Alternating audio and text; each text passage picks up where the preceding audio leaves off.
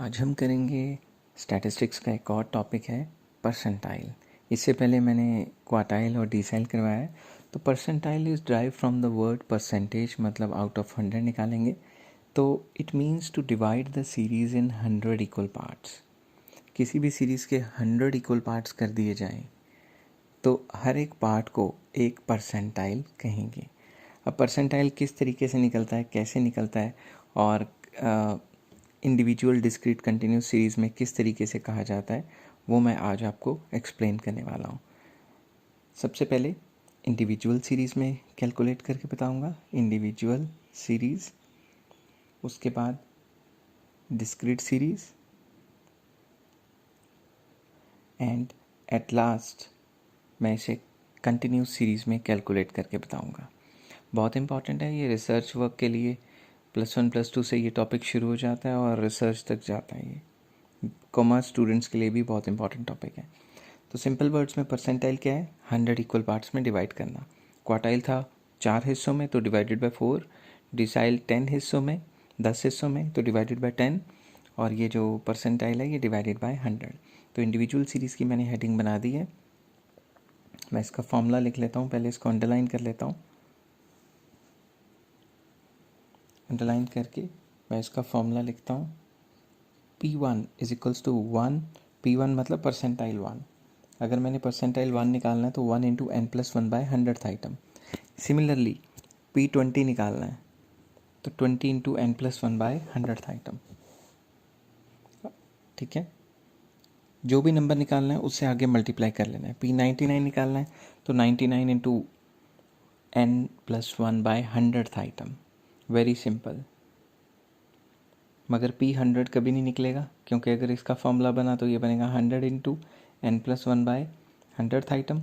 अब देखो 100 तो कैंसिल ही हो जाएंगे, तो सीरीज़ तो 100 पार्ट्स में डिवाइड ही नहीं हुई, इसलिए आपको कभी भी P100 नहीं आएगा।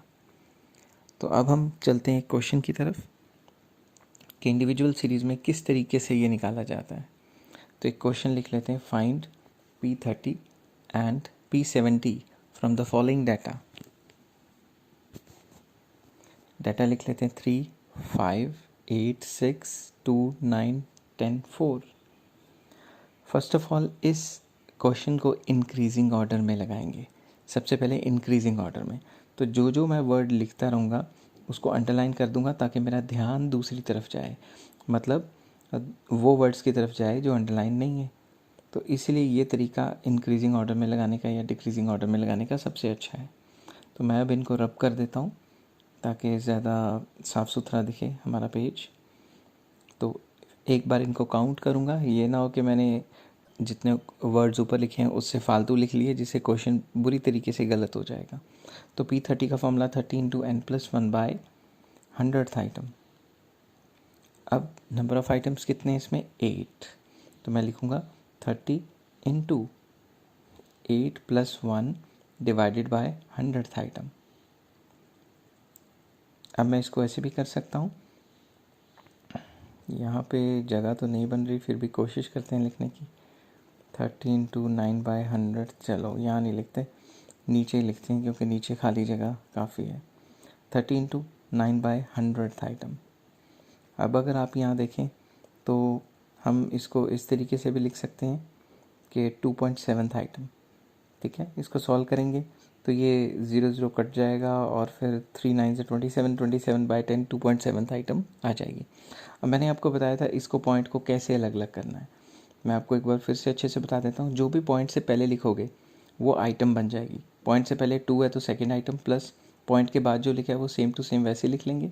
और ये 2.75 सेकेंड और थर्ड आइटम के बीच में आता है, तो इंक्रीजिंग ऑर्डर है तो मैं थर्ड आइटम पहले लिखूँगा और सेकेंड आइटम बाद में। तो यहाँ सेकेंड आइटम है 3 + 0.75, थर्ड आइटम है 4, तो 4 - 3, 4 - 3 1 हो गया, तो 1 से मल्टीप्लाई करेंगे 0.75 को तो ये तो 3.7 ही रह जाएगा, और 3 प्लस करेंगे तो 3.7। सिमिलरली P70 निकालेंगे, 70 इंटू n+1/100th आइटम। तो अब हम क्या करेंगे, अब इसको 7 × 0.9th आइटम, क्योंकि 70 का 0 और उसका 10 कट जाएगा तो 8 + 1 9 था, तो 0.9 आ जाएगा, तो ये आ जाएगा 6.3 आइटम। तो 6.3 आइटम कैसे निकालेंगे, ये हो जाएगा 6th आइटम, पॉइंट से पहले वाला अलग, 0.03 अलग से, और ये 7th - 6th, क्योंकि 6th और 7th के बीच में ये लाई करती है, तो जो बड़ी आइटम है वो आगे, छोटी आइटम पीछे। तो 6th आइटम है 8 + 0.3 इंटू 7th आइटम की वैल्यू डाली जो इंक्रीजिंग ऑर्डर में किया है, और 6th आइटम की वैल्यू डाली और इसको सॉल्व कर दिया। ये तो बहुत आसान है। तो इस तरीके से मैं प्रॉपरली लिख लेता हूँ। इस तरीके से हम इंडिविजुअल सीरीज़ में परसेंटाइल निकाल सकते हैं। कोई भी निकाल सकते हैं, वो हमारी रिसर्च पे डिपेंड करता है या जो क्वेश्चन हमें दिया हुआ है उस पर डिपेंड करता है कि कैसे निकालना है। नेक्स्ट हम चलते हैं डिस्क्रीट सीरीज़ पे। पहले हेडिंग बनाता हूँ डिस्क्रीट सीरीज़ की, डिस्क्रीट सीरीज़। इसे अंडरलाइन कर देता हूँ, इसको अंडरलाइन कर देता हूँ, और इस पे लिख लेता हूँ कि फार्मूला सेम रहेगा बट n सिग्मा f हो जाएगा। फार्मूला सेम रहता है मगर n और सिग्मा f बराबर हो जाता है, क्योंकि पूरी स्टैटिस्टिक्स में n is the number of items which is equal to sigma f। अब हम क्वेश्चन लिखते हैं 10, 20, 30 अप टू 50 तक लिख लेता हूँ, और फ्रीक्वेंसी लिख लेता हूँ 5, 2, 6, 3, 2। और सबसे पहले कलर चेंज करता हूँ ताकि आपको पता लगे कि मैंने क्वेश्चन में क्या किया है। सबसे पहले क्यूमुलेटिव फ्रीक्वेंसी, आपको पता है ये कैसे निकलती है, 5 × 2 7, ऐसे ऐसे नेक्स्ट ऐड करते रहोगे तो इस तरीके से ये निकल जाएगी। तो सिग्मा एफ कितना हो गया, 18। अब मैं क्या करूँगा, सबसे पहले हेडिंग बनाऊँगा कि मुझे निकालना क्या है। मुझे निकालना है P40। सपोज़ मुझे निकालना है P40, तो 40 × n+1/100th आइटम। n क्या है, सिग्मा एफ। तो ध्यान से रखना, एन सिग्मा एफ होता है, बच्चे नंबर ऑफ आइटम्स लिख लेते हैं। 18 + 1 19, 19 डिवाइडेड बाय 100th आइटम। तो अब एक ज़ीरो को एक ज़ीरो से कटवा देते हैं, तो ये हो गया 4 × 1.8th item, sorry 1.9th item, क्योंकि +1 भी है। तो इसको अगर हम करेंगे तो ये 7.6th आइटम आ जाएगा। अब इसको फॉर्मूले को स्प्लिट नहीं करना जैसे हम पहले करते थे, हमने लिखना है 7.6th आइटम जो है वो 13th CF में लाई करता है। अगर 7 आता तो 7 में लाई करता, 7.1 भी आता तो 13th में लाई करता। तो हम लिखेंगे 7.6th item lies in 13th cumulative frequency. Therefore जो भी इसके सामने x की वैल्यू है, P40 = 30।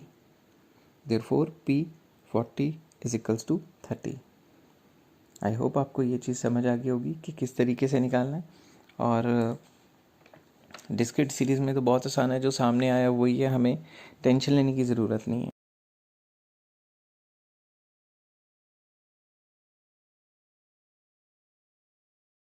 तो अब हम करेंगे कंटिन्यूस सीरीज़।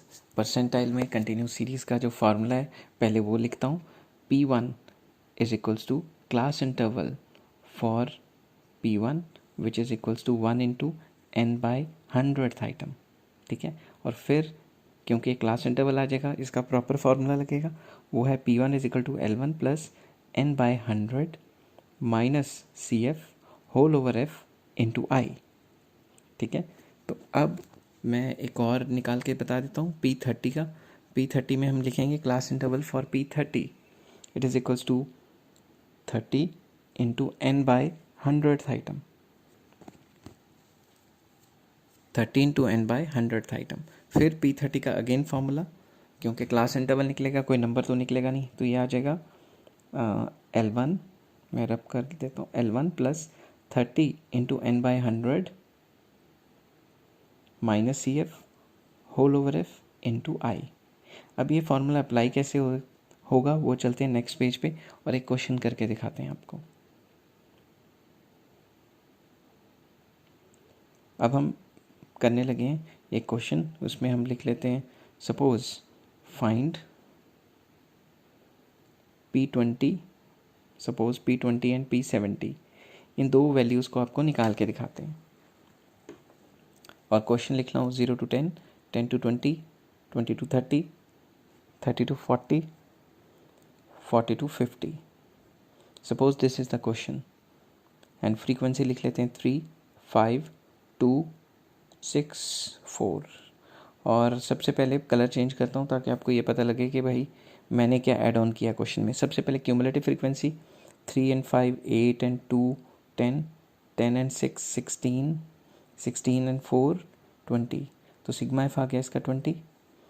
अब मैं हेडिंग बनाता हूँ P20 की, तो P20 इज इक्वल्स टू, लिखता हूँ formula, class interval for P20 it is equals to 20 into n by 100, 20 into n by 100th item. तो n क्या होता है, सिग्मा एफ, ये तो आपको पता ही है। 20 इंटू n क्या है, लिख देता हूँ, n सिग्मा एफ होता है। तो ये हो गया n20 डिवाइडेड बाई 100। तो ये 2 0 आपस में कट जाएंगे, तो 2 2 ज़ा 4 बच जाएगा, तो ये 4th आइटम आ जाएगी। अब 4th आइटम कहाँ लाई करती है, सेकेंड क्यूमुलेटिव फ्रीक्वेंसी 8 में लाई करती है, क्योंकि 3 से तो बड़ी है, 3.1 भी होती तो भी 8 में लाई करती। तो इसका फार्मूला क्या बन जाएगा, P20 is L1 plus 20 into n by 100 minus C F whole over F into I.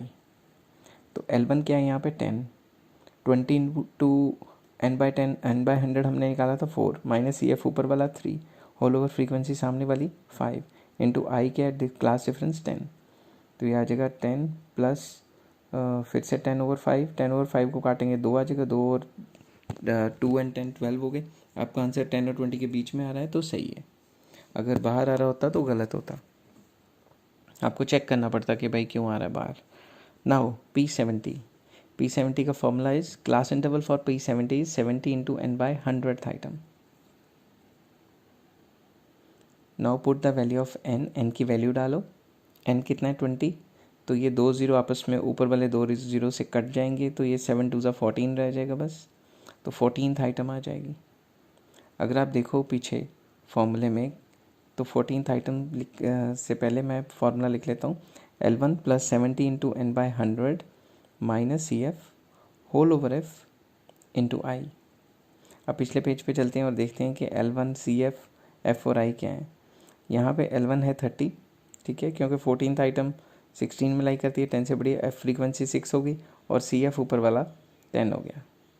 तो अब हम चलते पुराने फॉर्मूले में, L1 की जगह 30 डालते हैं, 70 इंटू n बाई 100, तो वही जो ऊपर आया था 14 minus C F 10, frequency 6 into I की जगह मैं 10 डाल देता हूँ। आई मतलब क्लास डिफरेंस कितना है 10, उसमें जो क्लास है उसमें डिफरेंस है 10, तो मैं यहाँ रब कर लेता हूँ, 10 डाल लिया मैंने।